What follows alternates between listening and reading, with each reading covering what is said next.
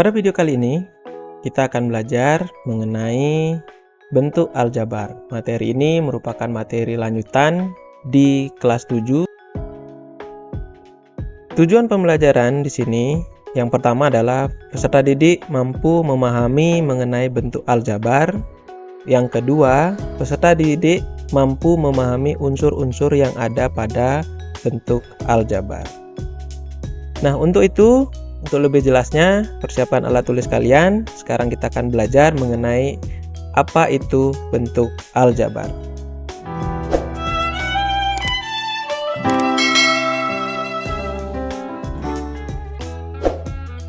Untuk mengawalinya, kita akan mengenal dulu bagaimana bentuk aljabar. Bentuk aljabar sendiri itu merupakan suatu bentuk matematika yang dalam penyajiannya memuat huruf-huruf sebagai pemisalan untuk mewakili bilangan yang belum diketahui. Seperti apa bentuk aljabar? Kita lihat dulu satu contoh soal berikut. Kanaya sedang mempersiapkan diri untuk mengawali hari pertamanya sekolah. Ayahnya membelikan 2 dus buku tulis dan ibunya membelikannya 5 buku tulis. Bagaimanakah penulisan kalimatnya dalam bentuk aljabar?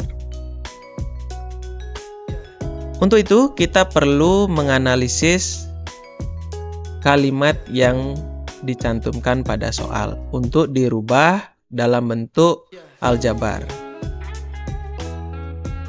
Di sana tertulis bahwa ayah membelikan Kanaya 2 dus buku tulis dan ibunya membelikan 5 buku tulis.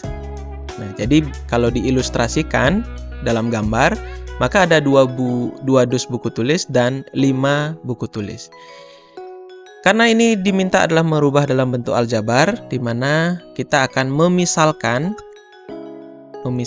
sehingga terdapat bentuk aljabar di dalamnya. Jadi di sini kita bisa misalkan dus dalam buku tulis ini kita bisa misalkan menggunakan huruf dalam alfabet. Jadi bisa kita tulis seperti ini. Bentuk aljabarnya adalah 2x ditambah 5, di mana x ini adalah pemisalan dari 2 dus buku tulis. Ini adalah bentuk aljabar dari kalimat soal yang sebelumnya. Jadi 2 dus ditambah 5 buku tulis. Kemudian, apa saja yang perlu kalian pahami terkait unsur-unsur dalam aljabar? Unsur-unsur yang ada, yang pertama adalah koefisien, kemudian variabel, ada konstanta, dan terakhir suku. Apa saja itu definisi dari masing-masing unsur-unsur aljabar sebagai berikut. Yang pertama, koefisien. Koefisien itu merupakan angka yang ada sebelum sebuah variabel. Kemudian variabel itu adalah huruf.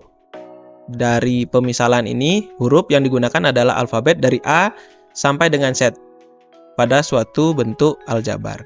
Itu adalah variabel. Kemudian konstanta itu merupakan angka yang tidak diikuti dengan huruf.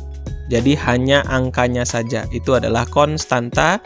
Dan terakhir adalah suku, di mana suku itu merupakan bentuk-bentuk yang dipisahkan oleh tanda operasi bilangan, seperti penjumlahan, pengurangan, pembagian, dan perkalian. Kita sekarang mencoba menjabarkan unsur-unsur aljabar dalam bentuk persamaan atau bentuk aljabar yang tadi kita tentukan, di mana 2x ditambah 5. 2 di depan variabel x itu merupakan koefisien. Sedangkan x ini itu merupakan variabel. Dan 5 itu merupakan konstanta. Suku bentuk aljabar. Dalam suku bentuk aljabar didefinisikan merupakan bentuk-bentuk dalam aljabar yang dipisahkan oleh operasi bilangan.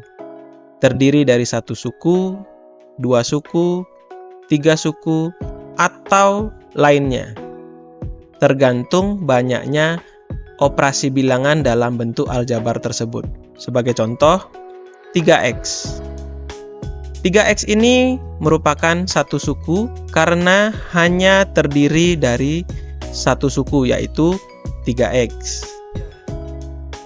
Sedangkan 2x ditambah 2 ini merupakan contoh dari 2 suku. Kenapa? Karena ada tanda operasi di dalamnya, yaitu penjumlahan. Dipisahkan oleh penjumlahan sehingga terdiri dari 2 suku, yaitu 2x dan 2.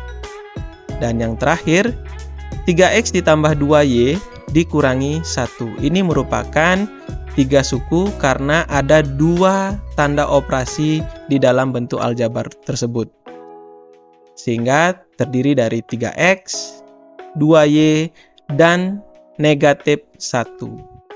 Ketika dalam bentuk aljabar itu ada tanda negatif, maka itu merupakan nilai yang harus juga dicantumkan di dalam bentuk aljabar tersebut. Maksudnya adalah jika memang terdiri dari 3 suku dan di dalamnya ada tanda negatif di depan bilangan tersebut, maka negatif itu merupakan nilai dari kepemilikan bilangan di belakangnya. Sehingga negatif 1 itu nilainya adalah negatif 1, bukan 1 ya, tetapi nilainya adalah negatif 1. Sekian pemaparan materi kali ini mengenai mengenal bentuk aljabar. Terima kasih sudah menonton dan sampai jumpa di video berikutnya.